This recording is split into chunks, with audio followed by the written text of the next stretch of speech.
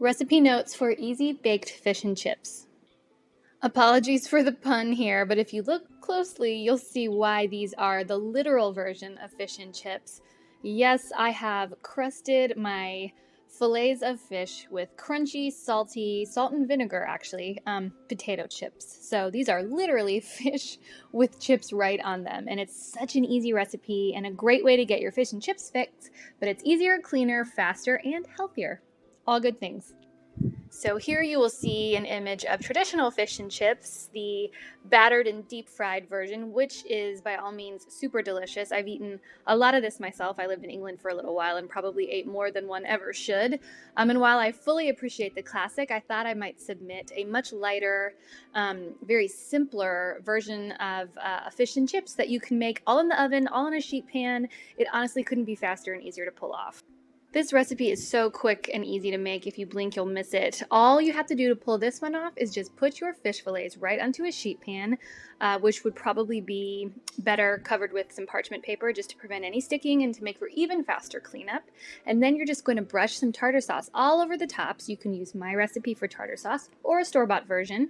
And then cover them with crushed salt and vinegar potato chips, which, yes, is a little bit of a nod to the malt vinegar you often see fish and chips served with. I think the most frequently asked question when it comes to fish and chips is what is the best kind of fish to use, which is a very good question, and I honestly think you should use what you like when it comes to firm white-fleshed fish. This isn't probably the time to use salmon, although to be perfectly honest, you could use salmon for this version and it would be great. But classically, you'll find haddock used probably most often by chefs, but pollock and cod and even tilapia work great for this. I think the best trick when it comes to cooking fish, or baking fish specifically, is the 10-minute rule. Basically, you're supposed to cook fish for 10 minutes for every inch of thickness. And when it came to the fish that I used for this photo shoot, they weren't quite an inch thick, so I basically checked them at 9 minutes and they were perfect. So that's what I would advise you do. Just check them at about 9 minutes, go a little longer if they need a little extra loving in the oven, and you'll be good to go. And again, you can serve your fish and chips with tartar sauce, but in this case, we're actually serving them with tartar sauce right on them. That's kind of the glue for the chips.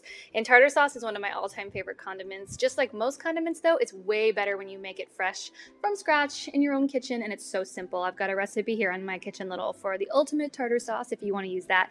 But of course, and as always, you can just grab a bottle of it at the store. No harm, no foul.